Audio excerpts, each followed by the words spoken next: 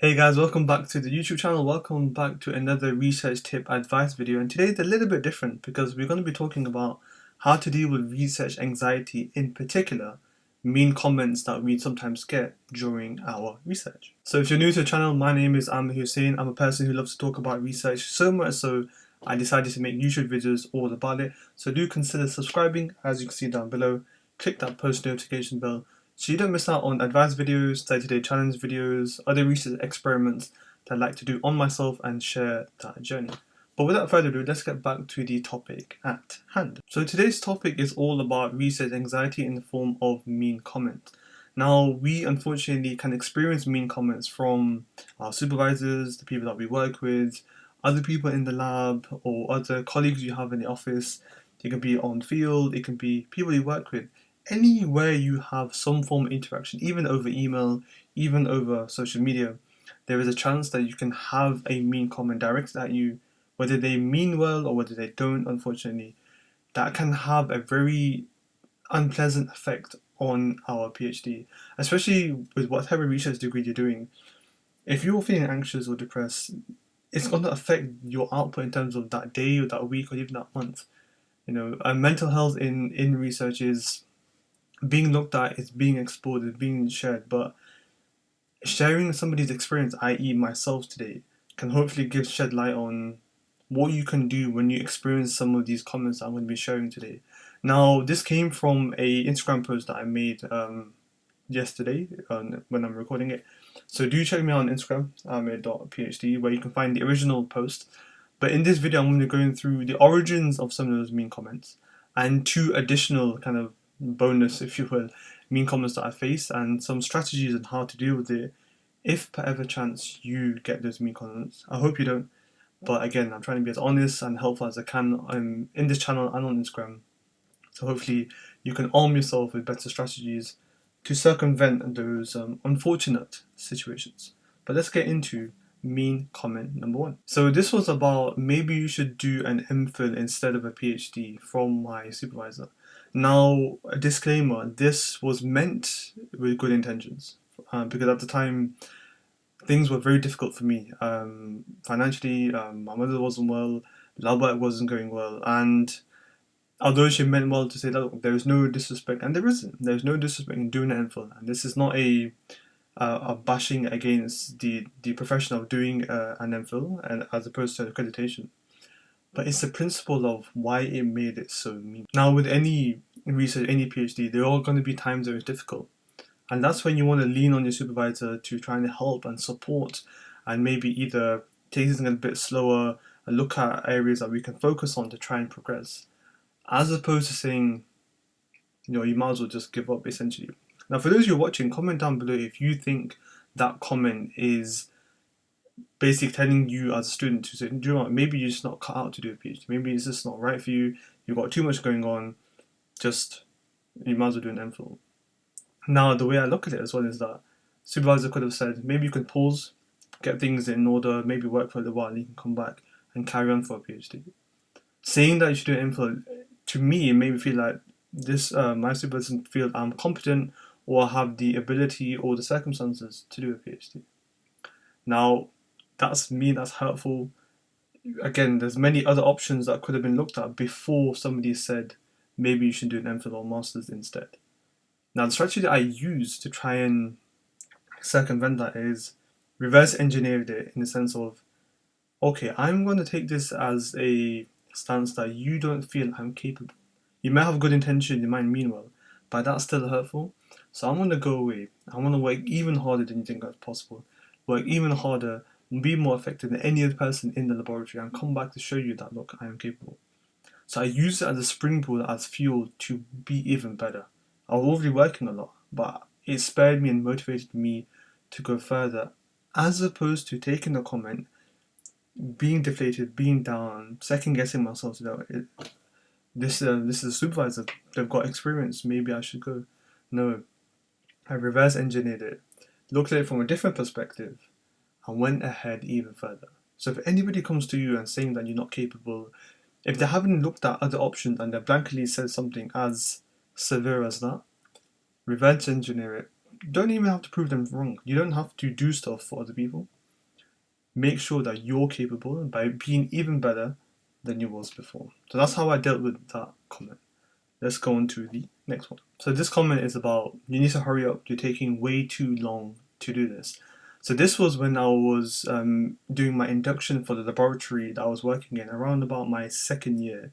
So I went from the medicinal chemistry labs where I was making all the drugs to now the cellular biology kind of suite where I was to do the cell cultures, where I was supposed to do the kind of testing of the drugs on the compound. So I was doing my induction and I was told to pipette, do this MTT. It's a very simple colorimetric assay to measure cell viability. Now it's my first time doing it. I was just doing a lot of pipetting on an N6 plate.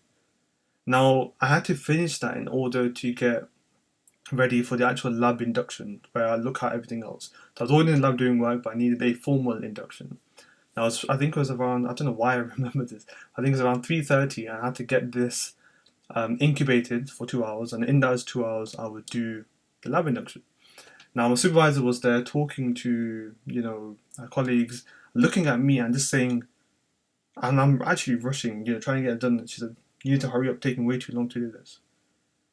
That's hurtful. That's mean. I don't care who says what. That's not a nice thing to say, because have you even asked why am I maybe taking so long in your opinion? Have you seen what is the issue, or can I help with anything, or is everything okay? No, just you need to hurry up. Now, again, I looked at it to say, hold on, I'm doing this to the best of my ability. You saying hurry up doesn't actually add any value or support to me. So I'm going to carry on doing it the way I'm doing it right now. I'm not doing anything wrong. I'm not actually being slow. So this is how I looked at this situation and say, hold on, am I doing anything wrong? No. Am I doing it to the best of my ability? Yes. Why is there an issue then? So in my mind, I know that this is time critical. So let me focus on this and I'll deal with your comment afterwards. And you'll find yourself doing a lot of this in your PhD or in your research where you've got an experiment going on and you might get hit with something. And we have to learn it, though it's incredibly difficult. We have to learn to get what we're doing right now done and then deal with something afterwards. And here's a classic example of me learning to do that. So right, like I looked at Super and said, sure, no problem. Begrudgingly, carried on. And then when I was doing the next step after the induction, supervisor says, oh, actually, you're doing it quite fast. Now, I could have used that and said, but you told me to hurry up last time. But that would be very petty of me to start, playing game and trying to one-up the other person. I just took it because I knew myself. I knew what I was doing was right. I wasn't doing anything wrong. I didn't need validation to say, oh, actually, you're doing it quite fast, actually. It's quite good. I didn't need it. So I said, sure, no, thank you. I really appreciate it. And carried on. Didn't make a meal out of it to myself. I didn't make a meal out of it to the supervisor. I never forget it, which is why I'm talking about it in this video. But I looked at trying to park something, deal with what I'm doing at the moment, and then come back to it and say, do you know what? Is it actually a big issue? It was hurtful. It was mean, definitely. But do I want to compromise what I'm doing right now because of a mean comment? No. The lab experiment was more important than that mean comment. I had to process it and deal with it afterwards. But it's just a strategy and a tip to bear in mind that you have to sometimes park what's in your mind, finish something, and then come back to it. Let's move on to mean comment number 3. What is the point of your research? It seems pointless anyway. That's incredibly mean to say from anybody. Now, this was actually another student who was well versed, a very smart person, but came from a background in that area and then looked at my research to say, it seems like kind of like a dead end, what's the point? Now, there are many ways I could have approached that comment, but what I did was, there's a reason why I'm doing this PhD, otherwise it wouldn't be a PhD in the first place. It might be a dead end to you, but there's still a mountain of information that can be learned from my PhD alone to help other avenues that might not be a dead end, right? Yes, even I would argue that the compounds I looked at could be modeled onto something better to try and look at, can they be candidates for an actual drug that can be licensed and then given to patients potentially. But there's only so much I can do in my PhD, and this was a stepping stone to something. So I processed all that and said, like, hold on, here's a good chance to defend my research. It's a good test for me that, do I believe in the work? Do I trust the work? Am I supportive of my own work? I have to be the biggest supporter. And same with you if you're watching this video, if you're doing research. You have to be the biggest advocate and the biggest supporter of your research. Even supervisors won't be as much as you. So when you have somebody coming to stab at you and to poke you, you have to defend your work. And I said, hold on, I'm doing it for this reasons. Why do you think it's a dead end? Based on what? You might be well versed in an area, but you're not well versed in this particular subset of this area of medicinal chemistry. And then I explained, then again, we have a difference of opinion, but that's what research is all about. You will have differences of opinion, but as long as you respect each other, that's the main thing. So I wanted to, as a evidence and an accountants of self-respect, I defended my work to the core. I said, although I disagree with you, I respect where you're coming from. And this was a good lesson for me in the art of disagreement. We disagreed and we still disagreed, but we still worked in the lab together. We still helped each other. And this is an argument that we have to all learn. And if you're new to research or towards the end, you will get your examiners or other people in the field, when you go to conferences, have a disagreement to your research. But don't take it personally, number one, but also don't let it go, because it's a chance to defend your point and your argument. So keep that in mind. So this mean comment number 3 is all about learning to disagree, but putting your case, putting your evidence forward, putting your statements forward, putting your arguments forward in a polite, constructive manner. And if the person still disagrees, that's fine. They're entitled to their opinion. But what they can't do is disrespect you. That's what I didn't allow. Because I could have gone in my note and carried on saying, okay, yeah, sure, yeah, it's not really, it's dead end. What's the point of me doing it? No, I defended it to the best of my ability. That's something we all need to do. Mean comment number 4 is all about a actual academic who was discussing some work with me and said, yeah, no disrespect, but you're only really doing cell culture and some testing, whereas I need a lot of bench space to do all of this work, some kind of plasmid work and some sequencing and all of these very heavy wet lab apparatuses that he requires. And I talked that obviously quite mean, say like, are you belittling my work? Because when somebody says no disrespect, 9 times out of 10 there is some form of disrespect in there. We just want to put a disclaimer or forewarning.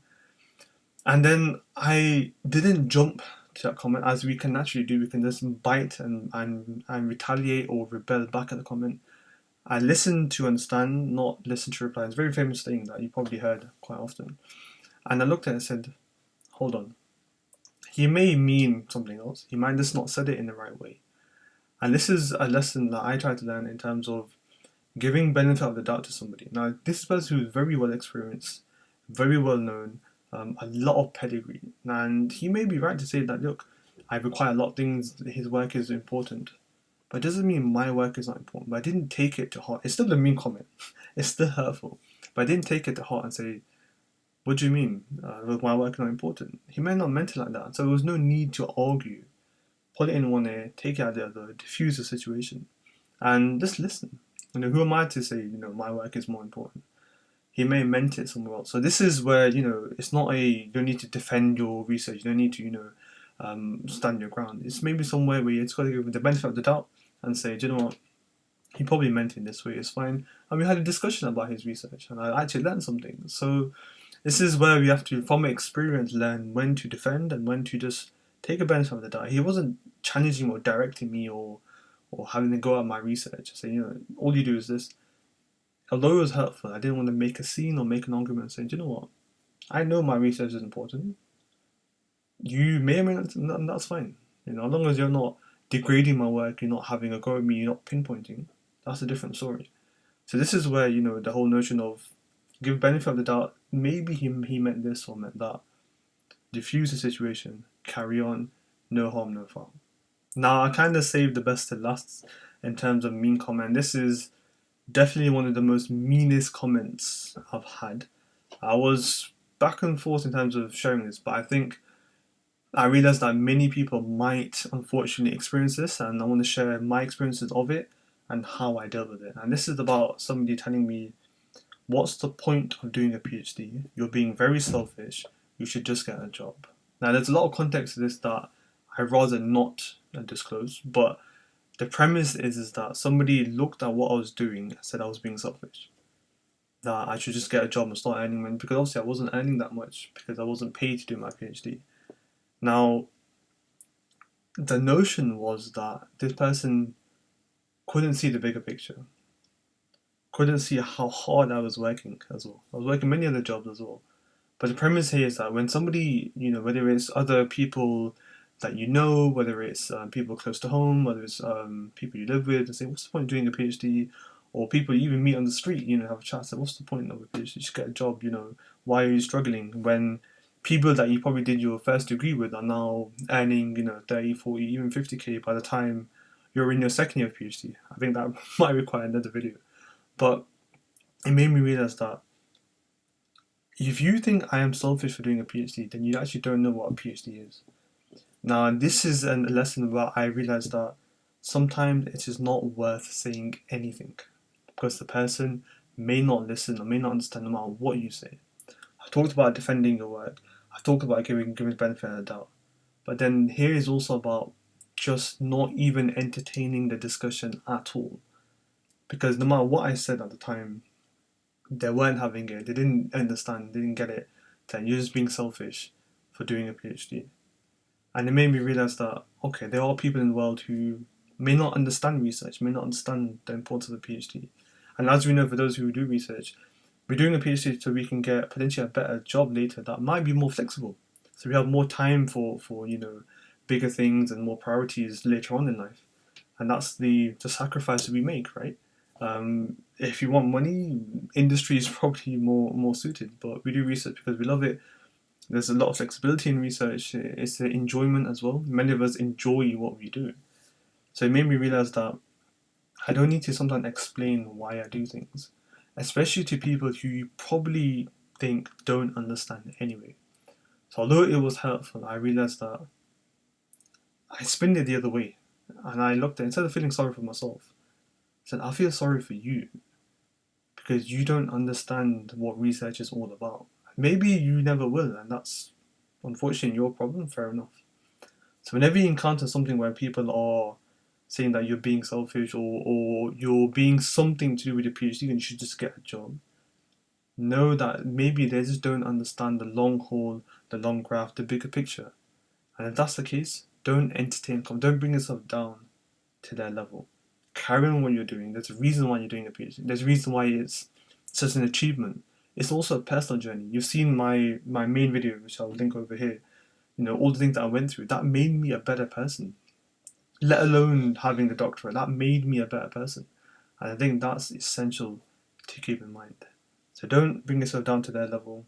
Sometimes don't even entertain a conversation. So that's it, guys. Those were some mean comments, unfortunately, I faced in my PhD, and some strategies and tips on how I overcame them, how I dealt with them. So if per any chance you get those comments, at least you got some kind of guide on how to approach it, like I did. If you've had some mean comments and you want to talk about it, let me know in the comments down below. If you want to be more private, you can DM me on Instagram, Aamir.phd, or you can email me at aamir@researchtribe.org. I'm more than happy to help you and try and support you if you've got something, especially if it comes from your supervisor, because you normally go to them for advice. There's many more comments that I faced, so if you like these type of videos, let me know. Do consider subscribing because it'd be helpful for me and the channel and everything I'm trying to do in terms of tips and advice for the research life. But in any case, I shall see you in the next one. Take care.